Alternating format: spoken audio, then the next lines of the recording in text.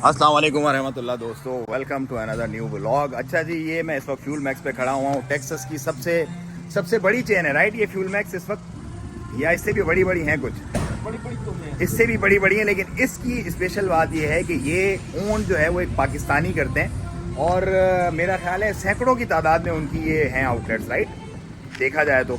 और एक को बनाने में कई लाख डॉलर लगते हैं, मतलब ये पूरा का पूरा ओन करते हैं। देखा करते थे हम फिल्मों में सेल्फ सर्विस वाला मामला, लेकिन यहाँ पर आके जो है वो अपनी आंखों से देख रहे हैं। यहाँ पे देखो, पंप के ऊपर कोई अटेंडेंट नहीं है, कोई फ्यूल भरने वाला नहीं है, म्यूज़िक चल रहा है, चिल है, एंजॉय करो। आप अपना कार डालो और आप अपना जो है वो फ्यूल भर के निकल जाओ आराम से यहाँ पे। सो ये चीज़ें ऐसी हैं कि जो यहाँ पर थोड़ी सी हमें यूनिक एक्सपीरियंसेस देती हैं। और प्राइसेस जो हैं वो टेक्सास में काफ़ी कम है। जैसे डीजल है 4.9, सुप्रीम 4.2, प्लस थ्रोन जो है 3.7 और रेगुलर विद टेक्रॉन जो है 3.299 है। वेगस में और लॉस एंजल्स में और स्पेशली न्यूयॉर्क में इसकी जो प्राइस थी वो काफ़ी हाई थी। सो भाई हम भी अपनी जो है वो गाड़ी में थोड़ा तेल शेल डाल लें। ये सीन है भाई।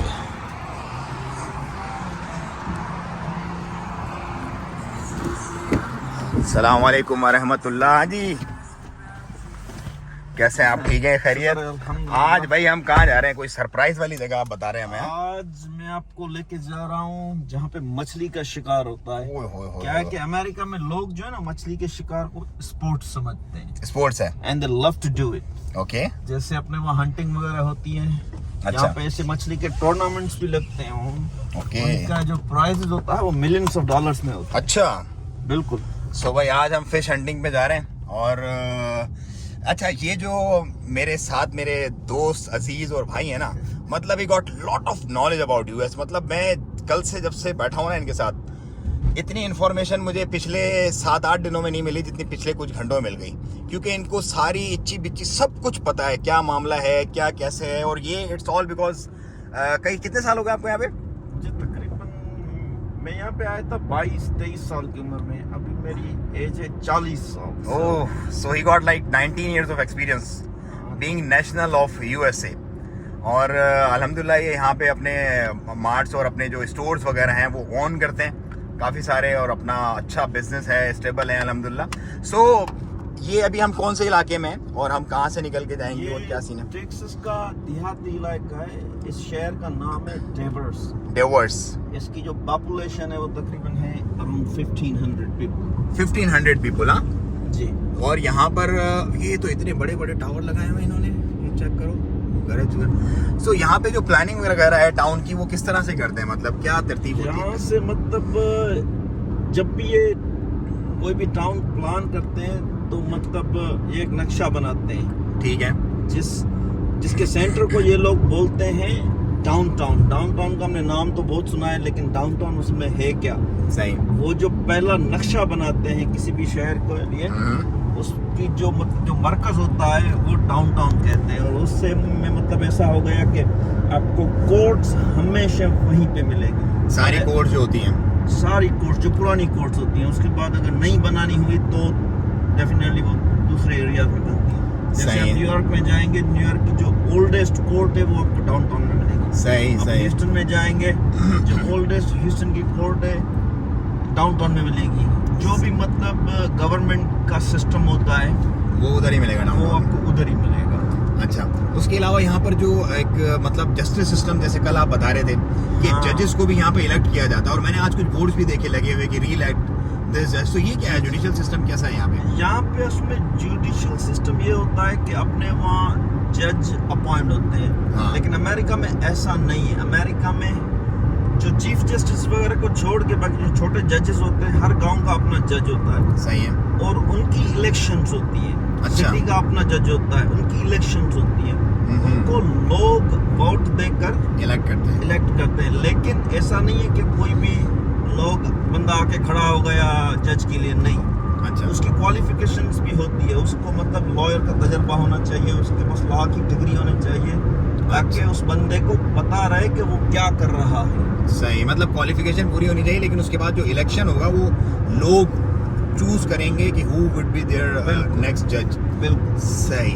अच्छा, जी जी बोलिए। और यहाँ पर पुलिस का सिस्टम जो है वो भी ऐसा ही है। अच्छा। एक होती है सिटी की पुलिस, वो अलग होती है। दूसरी होती है स्टेट की पुलिस, वो अलग होती है। तीसरी होती है शेरिफ। शेरिफ का मतलब ये है कि मतलब उसकी इलेक्शन होती है। अच्छा। मतलब वो जो बंदा होता है पुलिस ही होता है, लेकिन पुलिस से उनको ज्यादा पावर्स होते हैं शेरिफ को। हाँ, क्योंकि वो लोगों के इलेक्ट किए हुए होते हैं। ओके। मतलब जो भी मसले मसाइल हैं वो अक्सर मतलब आपका शेरिफ ही डील करता है। ये जो शेरिफ की मैंने गाड़ियां भी देखी अलग से ही होती हैं, बिल्कुल ब्लैक कलर की। मतलब न्यूयॉर्क में तो NYPD थी, यहाँ पे मैंने शेरिफ की बहुत सारी गाड़ियां देखी हैं। जी। सो ये शेरिफ सिस्टम न्यूयॉर्क में नहीं है? नहीं, न्यूयॉर्क में भी है।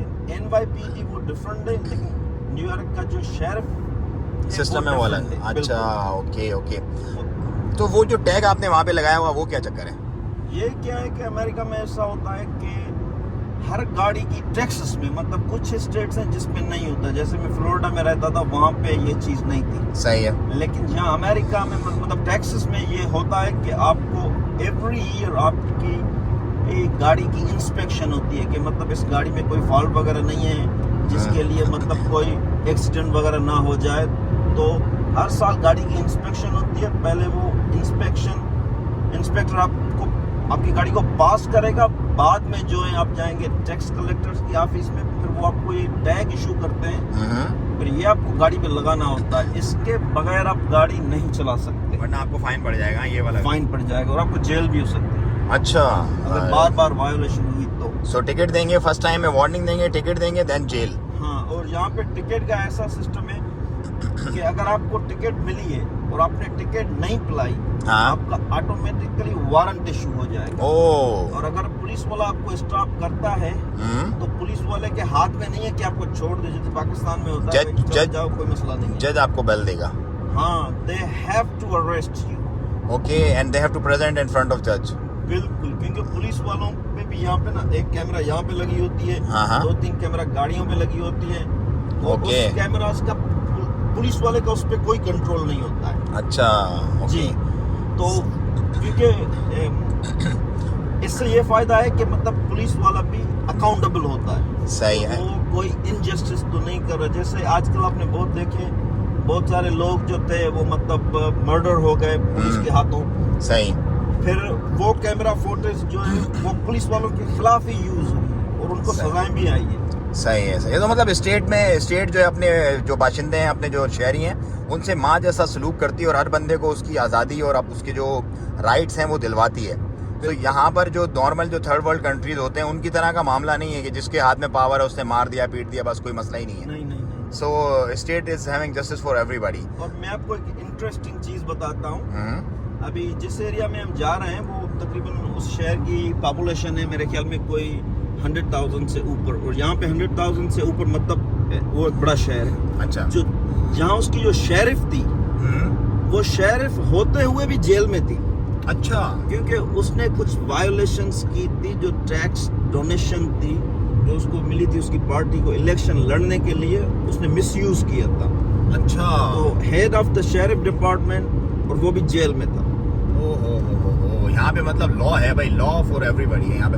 अच्छा, मुझे एक चीज बताइए जो कल आपने बताई थी, ये जैसे गाड़ी जा रही है फायर ब्रिगेड की, ये फायर ब्रिगेड की नहीं है। ये कौन सी गाड़ी है? इसमें ये एनिमल वगैरह लेके जाते हैं, घोड़े वगैरह। ये अच्छा, ये फायर ब्रिगेड जैसी लग रही थी मुझे। I think so.